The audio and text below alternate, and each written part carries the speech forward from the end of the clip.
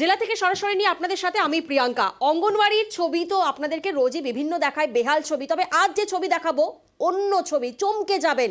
টোটোর মধ্যে চলছে অঙ্গনওয়াড়ি কেন্দ্র। দেখুন, টোটোতেই চলছে অঙ্গনওয়াড়ির কাজ। আর এই যে টোটো দেখছেন, এই টোটো থেকেই কিন্তু বিলি করা হচ্ছে অঙ্গনওয়াড়ির খাবার। আর এই টোটোতে করেই কাজে আসছেন অঙ্গনওয়াড়ি কর্মী। আর এই ছবি মালদার ছবি। দেখুন, মালদার হরিশ্চন্দ্রপুরের কুশলপুরে টোটোই পরিণত হয়েছে অঙ্গনওয়াড়িতে। লেখাপড়া কিছু নাই, লেখাপড়া তো ছাড়ার উপরে বলছে আমার বলে এখানে মাত্র 50 টাকা, আমার কোনো পোষায় না। তো ওনাকে কি পোষাবে? উনি কি ডিম বিক্রি করবে তারপর ওনার পোষাবে? ওনাকে বেতন দেয় না, সরকার স্যালারি দেয় না, উনি ওটাই ভাষণ দেয় মাঝে মাঝে। সেবক আমাদের সঙ্গে রয়েছেন, সেবকের কাছে একটু যাই। সেবক, এ ছবি তো একেবারে বদলে দিল, রীতিমতো চমকে দেওয়া ছবি। পুরো অঙ্গনওয়াড়ি কেন্দ্র একটা টোটোর মধ্যে দিয়ে চলছে, কিভাবে?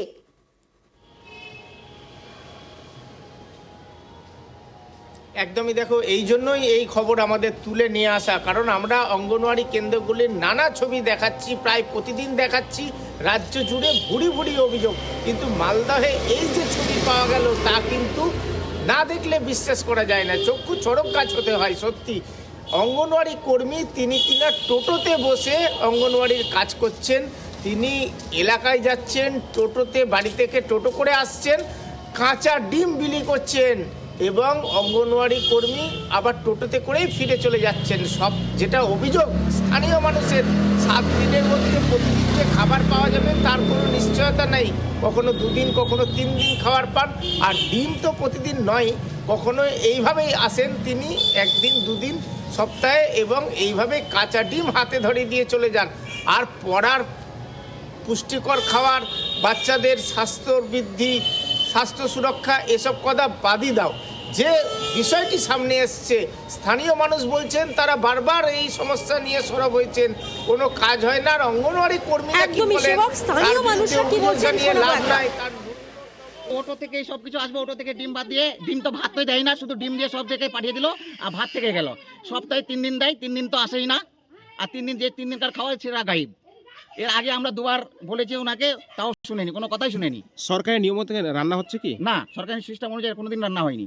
সপ্তাহে 4 দিনে 5 দিনেতে একদিন ডিম দেয়। ওকে বললে পরে বলবে যে যা যেখানে যাবি, থানায় যাবি, অফিসে যাবি, যেখানে যাও আপনি সেখানে জানি যা আমার নামে কমপ্লেন করবে, ডায়েরি করবে, যা আপনি যে পারবে করবেন।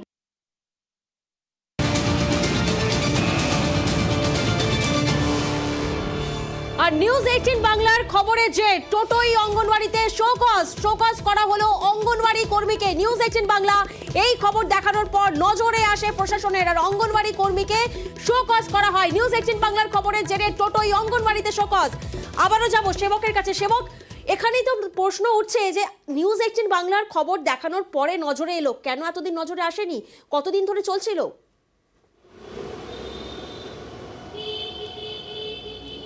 একদমই, দেখো, স্থানীয় মানুষজন যেটা বলছেন, মাসের পর মাস তারা এই সমস্যার মুখে পড়ছিলেন।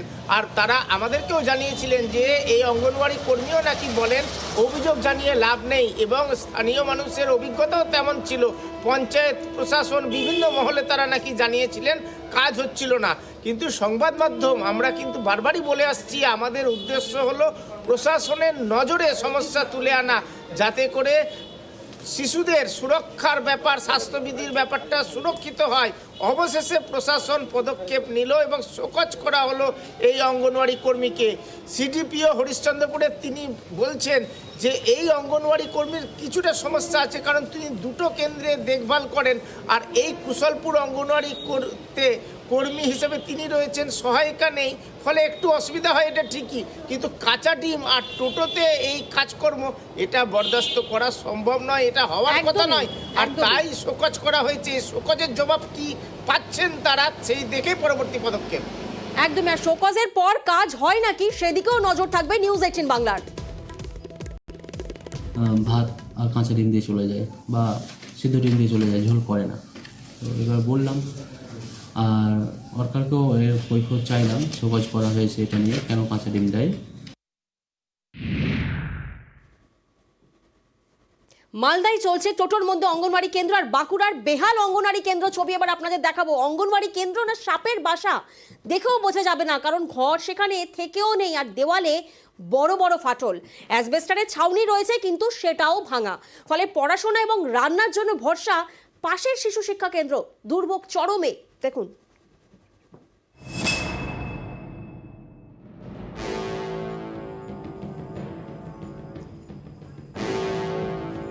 এটা অঙ্গনওয়াড়ি কেন্দ্র। দেওয়াল জুড়ে বড় বড় ফাটল, ভেঙে গিয়েছে অ্যাসবেস্টাসের ছাউনি, স্যাঁতস্যাঁতে ঘর, তাই সাপেরও উপদ্রব।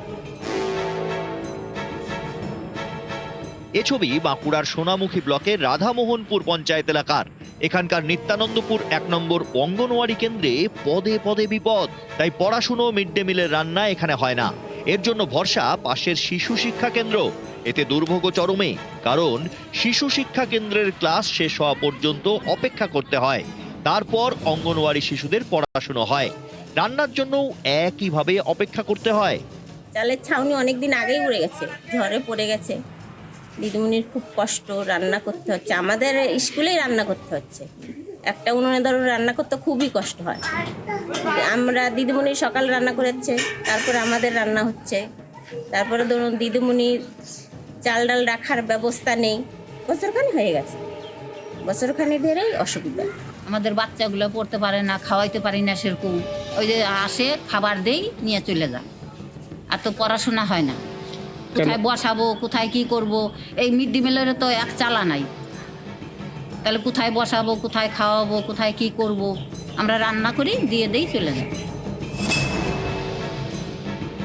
সেই বিষয়টা আমরা দেখছি সোনামুখীর নিত্যানন্দপুরের এই অঙ্গনওয়াড়ি সেন্টারটার বিল্ডিংটার অবস্থা খারাপ আছে, যে কারণে কোনো রকম ঝুঁকি না নিয়ে আমরা বাচ্চাদেরকে স্থানীয় একদম কাছে লাগোয়া একটি স্কুলে শিফট করেছি। সেখানে অঙ্গনওয়াড়ি সেন্টারটি চলছে, আর অবিলম্বে ওই বিল্ডিংটি সংস্কারের ব্যবস্থা করা হবে। নিত্যানন্দপুরের এই আইসিডিএস নিয়ে চরম সমস্যায় ছাত্রছাত্রী, অভিভাবক এবং শিক্ষক শিক্ষিকারা। প্রশাসনের আশ্বাস তো পাওয়া গেল, কবে এই সমস্যার সমাধান হবে সেদিকেই তাকিয়ে এলাকার মানুষজন। সোনামুখী থেকে দেবব্রত মণ্ডল, নিউজ 18 বাংলা। এবার নজর রাখবো, কল আছে, জল নেই। 5 বছর আগে জলের লাইন বসানোর নামে টাকা নেওয়া হয়েছিল, টাকা নেওয়ার রসিদও দেওয়া হয়েছে, কিন্তু ওই পর্যন্তই। কল খুললে জল তো পড়ে না, বরং দেখা যায় মাকড়সার জাল।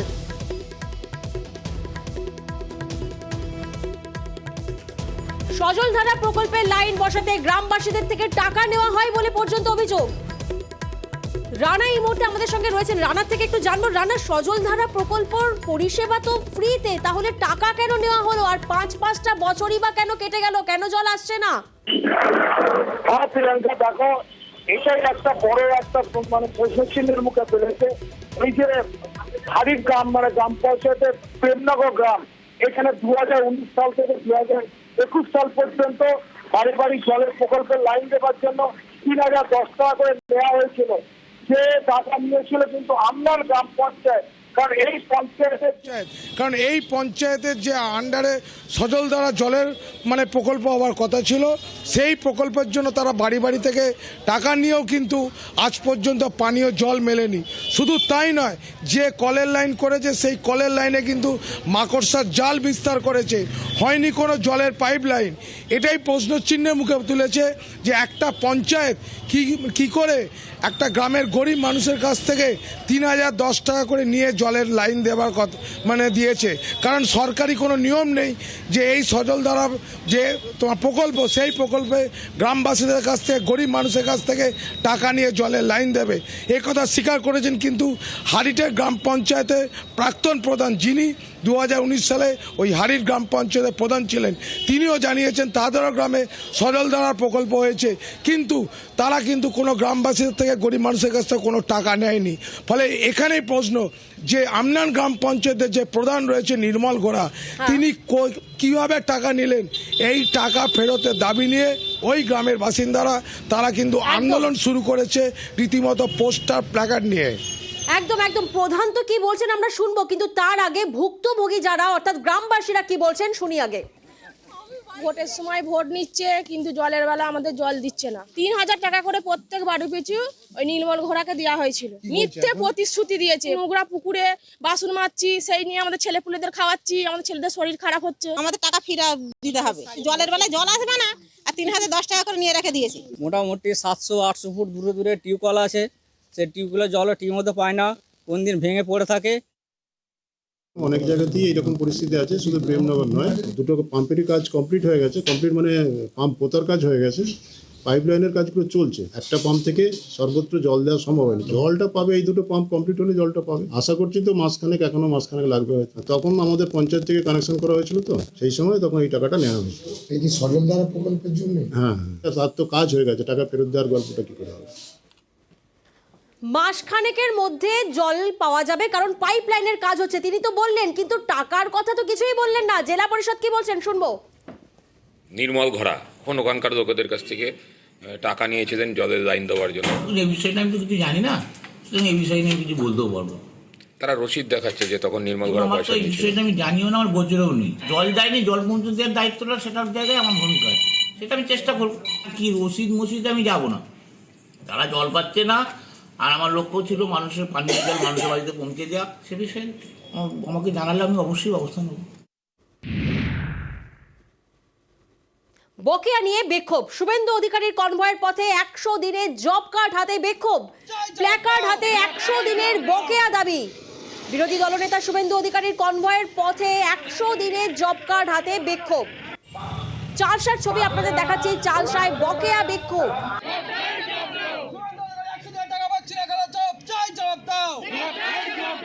রকি আমাদের সঙ্গে রয়েছে, রকির থেকে একটু জানবো। রকি, শুভেন্দু অধিকারীর কনভয়ের সামনে বিক্ষোভ দেখানো হলো, প্ল্যাকার্ড হাতে নিয়ে বিক্ষোভ দেখানো হলো, তারপর ঠিক কি হলো? প্রিয়াঙ্কা, তোমাকে বলে রাখতে চাইবো 24 লোকসভায় কিন্তু পাখির চোখ করে নিয়ে রীতিমতো কিন্তু ঝাঁপিয়ে পড়েছে প্রচারে, এবং তার আগেই কিন্তু আজ সভা করলেন চালসা গোলাই এলাকায় শুভেন্দু অধিকারী। সেই শুভেন্দু অধিকারী আসছেন, এই খবর কিন্তু ছিল শ্রমিকদের কাছে, এবং মেট্রি ব্লকের যে সোনগাছি চা বাগানে রাস্তার পাশে কিন্তু জব কার্ড হাতে নিয়ে এবং প্ল্যাকার্ড হাতে নিয়ে রীতিমতো প্রায় 100 খানেক শ্রমিক কিন্তু দাঁড়িয়েছিল। তাদের দাবি ছিল যে দীর্ঘদিন ধরে তারা যে 100 দিনের টাকা বকেয়া তারা পাচ্ছে না, এবং সেই কারণে কিন্তু তারা দীর্ঘদিন ধরে বিভিন্ন মহলে জানিয়েছে তারা কোন রকম ভাবে কোন রকম সুরাহা পায়নি। আজ কিন্তু বাধ্য হয়ে তারা কিন্তু সেই রাস্তায় দাঁড়িয়ে থাকে। শুভেন্দু অধিকারী যখন তার কনভয় সেদিক দিয়ে যেতে থাকে, তারা কিন্তু স্লোগান দেয় এবং হাতে প্ল্যাকার্ড এবং সেই জব কার্ড হাতে তুলে নিয়ে কিন্তু স্লোগান দেয় যে 100 দিনের টাকা কবে পাবেন তারা। এই বিষয়ে কিন্তু শুভেন্দু অধিকারী সভা মঞ্চে উঠে নিয়ে তিনি বলেন যে তৃণমূলের কিছু লোক যারা তাদের আশ্রিত, তারাই এই ধরনের মন্তব্য এবং এই ধরনের প্রদর্শন করেছে, যেটা কখনোই সহ্য করার নয়। বেশ, রাস্তায় দেখলাম 30 জন চোর দাঁড়িয়ে আছে, তারা সব তোলামূলের লোক। দড়ি দিয়ে পুলিশ তাদের সুন্দর করে ঘিরে রেখেছে, আর তারা হাতে লিখে রেখেছে 100 দিনের টাকা চাই। 100 দিনের টাকা আমরা দেব, গিরিরাজ সিংজি দেবে, আমরা প্রস্তুত আছি দেওয়ার জন্য। কবে দেব? দেওয়ার আগে যখন চোরেরা জেলে যাবে। সাধারণ বেনিফিশিয়ারি যারা 100 দিনের কাজ করেছেন, তারা যদি চোর হয়ে থাকে অ্যারেস্ট করুন।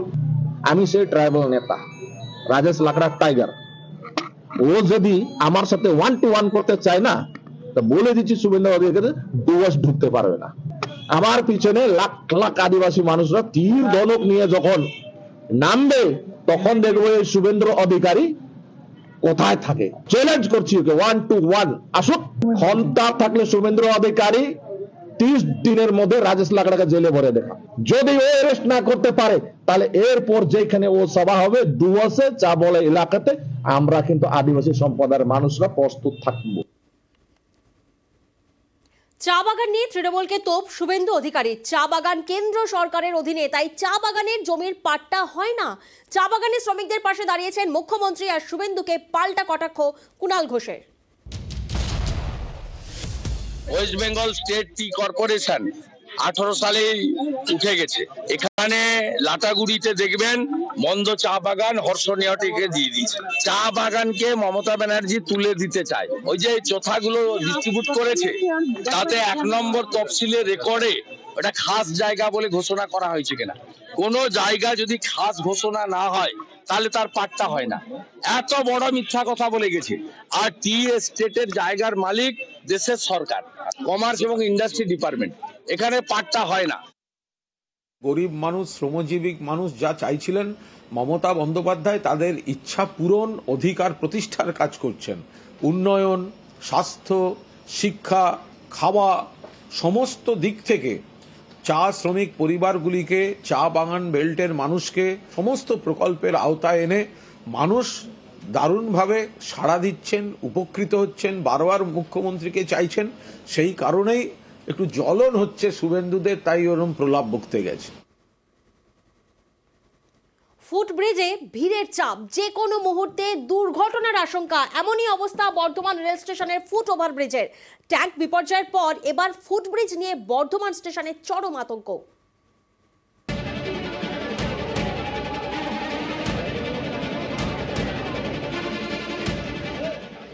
এই চিড়ে চ্যাপ্টা ভিড় বর্ধমান রেল স্টেশনের ফুট ওভারব্রিজের। এটাই রোজকার চেনা ছবি, কারণ স্টেশনে কোনো সাবওয়ে নেই, তাই যাত্রীদের ভরসা শুধুমাত্র ফুট ওভারব্রিজ। অভিযোগ, ভিড়ের চাপে মাঝে মধ্যে দুর্ঘটনা ঘটে, ঝুঁকি নিয়েই চলে যাতায়াত। এই ওভারব্রিজে একটা ওভারব্রিজের জন্য খুব বিভ্রান্ত, যাতায়াত করতে হচ্ছে ঠিক মতো জায়গার না হলে, রাস্তার ব্যবস্থা না থাকলে যা হয় গ্যাদারিং হয়ে যাচ্ছে, নামতে পারছে না।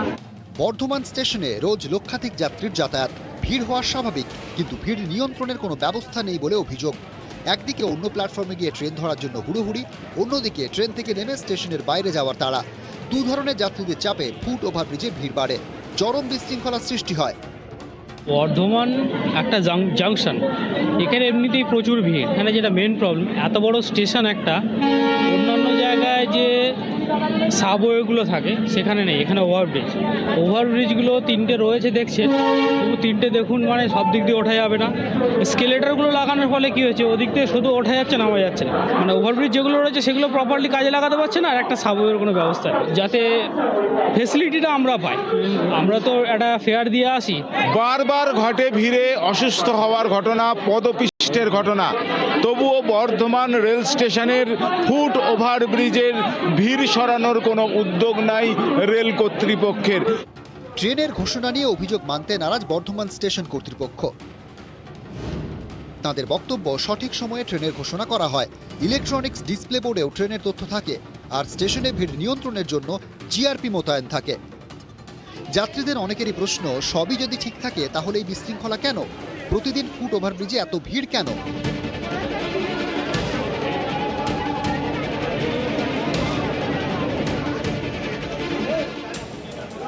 গত বুধবার আচমকা ভেঙে পড়ে বর্ধমান স্টেশনের পুরনো জলের ট্যাঙ্ক, 3 জন মারাও যান। যাত্রীদের নিরাপত্তায় রেলের ভূমিকা নিয়ে প্রশ্ন ওঠে। এবার প্রশ্ন ফুট ওভারব্রিজের ভিড় নিয়ে। যাত্রীদের প্রশ্ন, আর কবে হুঁশ ফিরবে কর্তৃপক্ষের? আরও মরলে? বর্ধমান থেকে ক্যামেরা সন্দীপ পালের সঙ্গে শরদিন্দু ঘোষ, নিউজ 18 বাংলা। নকশালবাড়ি গ্রামীণ হাসপাতালে বিকল ডিজিটাল এক্সরে মেশিন। গত বৃহস্পতিবার এই খবর দেখায় নিউজ 18 বাংলা। তারপরেই তৎপরতা, চালু হলো বিনামূল্যের ডিজিটাল এক্সরে পরিষেবা। দেখুন।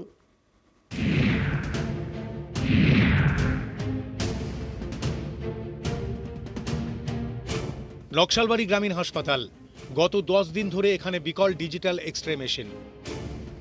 বিনামূল্যের পরিষেবা বন্ধ, তাই বিপাকে রোগীরা। গত বৃহস্পতিবার এই খবর দেখায় নিউজ 18 বাংলা। তারপরেই তৎপরতা, দ্রুত সারানো হয় ডিজিটাল এক্সরে মেশিন। তারপরেই শুরু হয় বিনামূল্যের পরিষেবা। এক্সরে রুমের বাইরে আবারও রোগীর ভিড়। সবারই সুবিধা হবে, নকশালবাড়ির যত মানুষ আছে গ্রামের সবাই তো টাকাওয়ালা না, বাইরে থেকে কয়লে টাকা লাগে, আর ভিতরে থেকে এখানে কয়লে फ्री हो जाए, सुविधा है। बहुत परेशानी, हाँ, इसीलिए बाहर से किए, 400 में किए। यहाँ तो फ्री होता है, खुला रहना चाहिए, गरीब आदमी को अच्छा होगा। মেশিন তো যান্ত্রিক গতিতে হয়, মেশিন চালু হয়ে গেছে, পরিষেবা পাচ্ছে মানুষজন তাহলে। হ্যাঁ, একদম। নকশালবাড়ি গ্রামীণ হাসপাতাল আশেপাশের প্রায় 100টা গ্রামের বাসিন্দাদের বড় ভরসা। এমন গুরুত্বপূর্ণ হাসপাতালেই গত 10 দিন ধরে খারাপ ছিল ডিজিটাল এক্সরে মেশিন। বন্ধ হয়ে যায় বিনামূল্যের পরিষেবা। এতে সমস্যায় পড়েন রোগী এবং তাঁদের পরিজনেরা, কারণ পকেটের টাকা খরচ করে বাইরে থেকে এক্সরে করাতে হচ্ছিল। ফলে দ্রুত পরিষেবা চালুর দাবি জানান রোগীর পরিজনরা। নিউজ 18 বাংলা এই খবর দেখানোর পরেই তৎপরতা। নকশালবাড়ি হাসপাতালে চালু হলো ডিজিটাল এক্স-রে মেশিন। ফের শুরু বিনামূল্যের পরিষেবা। নকশালবাড়ি থেকে বিশ্বজিৎ মিশ্র, নিউজ 18 বাংলা। চুরি থামছে না জগৎবল্লভপুরে। এবার সরকারি প্রকল্পে নজর দুষ্কৃতীদের। দামোদরের উপর ব্রিজ তৈরির প্রায় 10 লক্ষ টাকা যন্ত্রাংশ চুরির অভিযোগ। বন্ধ ব্রিজ তৈরির কাজ। আর এই ঘটনার তদন্তে জগৎবল্লভপুর থানা। আরসিসি ব্রিজ নির্মাণ করতে এসেছি আমরা। বেশ কিছুদিন আগে রডের চুরি হয়েছে, মোবাইল চুরি হয়েছে, কিন্তু এখন কাল রাত্রে আমরা আমাদের উক্ত কাজকর্ম শেষ করে আমরা রাত 12টার শুয়ে পড়েছি। 1টা থেকে আনুমানিক 3টার মধ্যে এই ঘটনাটা ঘটতে পারে, যেটা আমাদের হাইড্রোলিক জ্যাকড্রো চুরি হয়েছে, টিমি পাইপ চুরি হয়েছে, যার বাজার মূল্য দাম প্রায় 8 লাখ টাকা। এখন কাজ বন্ধ না, কাজ কন্টিনিউ আমাদের বলেছেন যে কাজ চালাতে কন্টিনিউ, কাজ চলছে, কন্টিনিউ চলছে। এখানে চুরি আছে, ওই হাইড্রোলিক পাম্পের যে লোড টেস্ট করা হয় তার জয়েস দুটো, আর ওই দুটো তিমি পাইপ চুরি আছে। তো আমরা তো আতঙ্কে আছি, আমরা লেবার কাজ করতে এসেছি, যদি আজকের এইগুলো চুরি যায় কালকে আমাদের জিনিসপত্রও তো চুরি যাবে। যেগুলো এই ধরনের চুরির ঘটনা ঘটছে দেখছি, তাদের তদন্ত সাপেক্ষে ধরে তার ব্যবস্থাও নিচ্ছে। আশা করি আগামী দিন প্রশাসনকে আরও দ্রুত কাজ করার জন্য জগৎবল্লভপুর প্রশাসনকে আমি তার দৃষ্টি আকর্ষণ করার জন্য বলছি। চাকরির নামে তোলাবাজি। সরকারি চাকরির নামে তোলাবাজির অভিযোগ তৃণমূল নেতার বিরুদ্ধে। সাঁইথিয়ার প্রাক্তন অঞ্চল সভাপতি আসাদুর জামানেরার বিরুদ্ধে চাকরির নামে প্রতারণার অভিযোগ।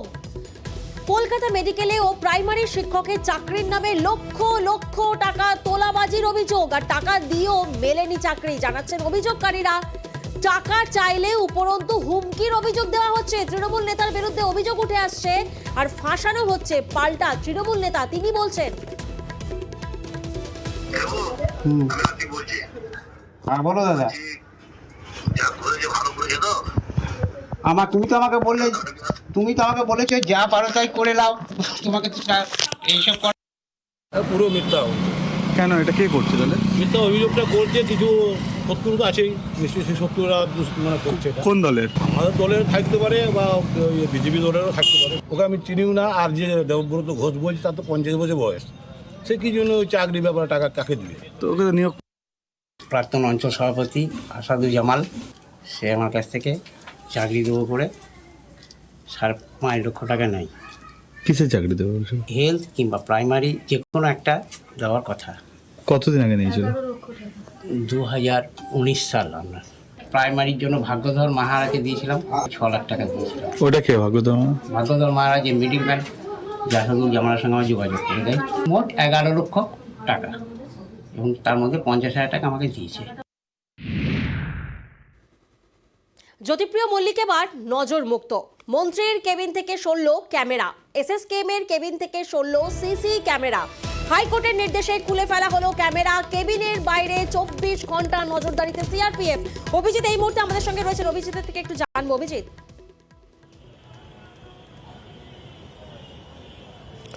প্রিয়াঙ্কা, আজ হাইকোর্টের নির্দেশ মোতাবেক দুপুরবেলাতেই জ্যোতিপ্রিয় মল্লিক যেখানে কার্ডিওলজি বিভাগের যে কেবিনে চিকিৎসাধীন রয়েছেন, সেই কেবিনের ভেতরে যে 2টি সিসিটিভি লাগানো ছিল, সেই 2টি ক্লোজ সার্কিট ক্যামেরাই সেখান থেকে খুলে নেওয়া হয়েছে। এবং হাইকোর্টের নির্দেশ মোতাবেক সিআরপিএফ কমান্ড্যান্টদের সেখানে পোস্টিং করা হয়েছে তার কেবিনের বাইরে। এবং কেবিনের বাইরে কেবিনের ভেতরে কারা ঢুকছে বেরোচ্ছে সেই গোটাটাই নজরদারি রাখতে পারবেন এই কেন্দ্রীয় বাহিনীর জওয়ানরা। এবং সেখানে রেজিস্টার খাতা থাকছে, সেই রেজিস্টার খাতাতে সই করে যারা যারা ভিজিটার্স তাদেরকে ঢুকতে হবে, সেই গোটা বিষয়টা নজরদারি রাখবে এই কেন্দ্রীয় বাহিনীর জওয়ানরা। তবে হাইকোর্টের নির্দেশ মোতাবেক গতকালই হাইকোর্টের বিচারপতি তীর্থঙ্কর ঘোষ নির্দেশ দিয়েছিলেন যে কোনো সিসিটিভি রাখা যাবে না, সেই মোতাবেকই আজকে খুলে ফেলা হলো এই সিসিটিভি। প্রিয়াঙ্কা।